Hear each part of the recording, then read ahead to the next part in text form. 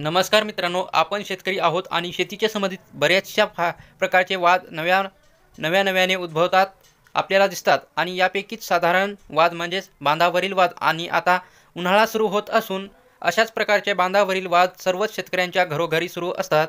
त्याचप्रमाणे आपल्याला कुणाच्या शेतीमधून पाईपलाईन जरी आणायची असेल तर सुद्धा याद्वारे वाद होतात आणि या वादामुळे काय होतं तर एखाद्या शेतकऱ्याचा फायदा सुद्धा होत नाही. मित्रांनो, या वादामध्ये कधीकधी तर आपल्या शेतीच्या आद्य म्हणजेच तसेच शेती जमिनीसाठी आलेले जो रस्त्याचा वाद आहे त्यामुळे देखील वाद होत तसेच बांध कोरले किंवा इतर काही कारणासाठी जमिनीवरील झालेल्या अतिक्रमणामुळे सुद्धा वाद निर्माण होतात. तसेच आपला मुख्यत्वे करून विषय म्हणजे आपल्याला विहिरीतून दुसऱ्या शेतामध्ये पाण्याची पाईपलाईन आणायची असते.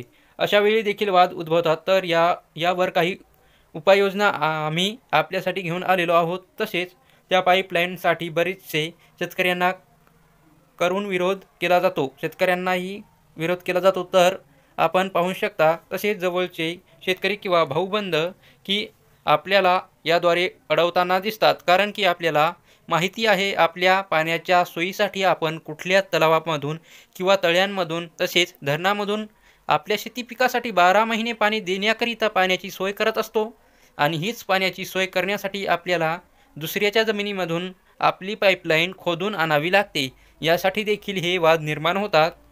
तसेच अशा पद्धतीने आपलं पाईपलाईनीच्या अंतर्गत हे पाणी आणतो. तसेच ज्यावेळी ही पाईपलाईन आपण आणतो त्यावेळी दुसऱ्या शेतकऱ्याच्या शेतातून ही पाईपलाईन खोदून आणावी लागते.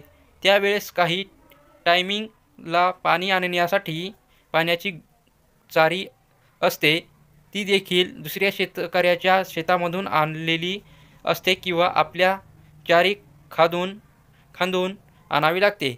यामध्ये काय होते तर शेती बांधवांच्या संबंध चांगले जरी असले तर सुद्धा शेतकरी यासाठी आढळतात आणि याच विषयावरून वाद घालत असतात.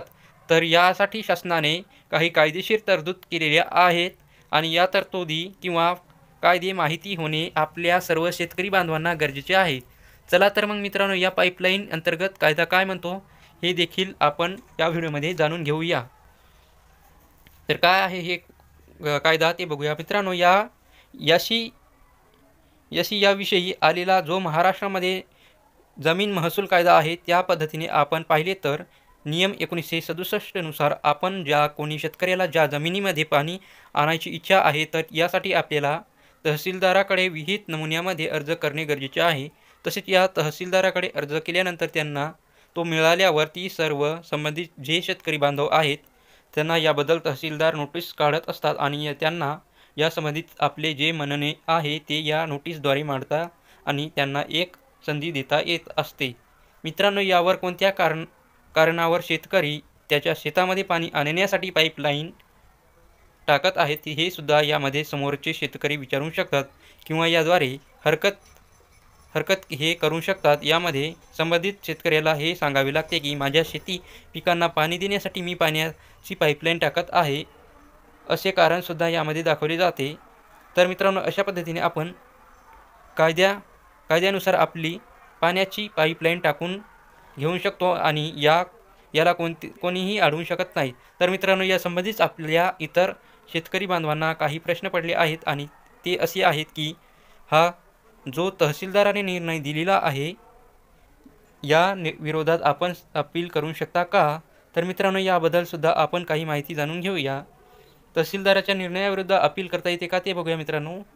मित्रांनो, तहसीलदाराने जो निर्णय दिलेला असतो तर सर्व दृष्टिकोन आणि सर्व शेतकऱ्याच्या बाबी तपासूनच दिलेला असतो. यामुळे तहसीलदाराने जो आदेश दिलेला आहे याच्या विरुद्ध अपील आपल्याला करता येत नाही आणि आपण त्या संबंधित शेतकऱ्याला अडवून सुद्धा शकत नाही.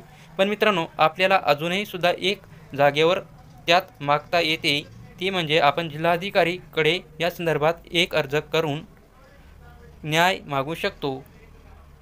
तसेच अर्ज केल्यानंतर जिल्हाधिकारी या प्रकारचे कागदपत्र तपासणी करून योग्य तो निर्णय घेऊन आदेश काढत असतात. तर मित्रांनो, अशा पद्धतीने शेतीमधून पाईपलाईन टाकण्याचे कायदे आहेत आणि आपण कोणाला अशा पद्धतीने कायदे माहीत नसतील तर ते कायदे आम्ही आपल्याला व्हिडिओमध्ये सांगत असतो. तर ही माहिती चांगली वाटली असेल तर आमच्या चॅनलला सबस्क्राईब करा. धन्यवाद.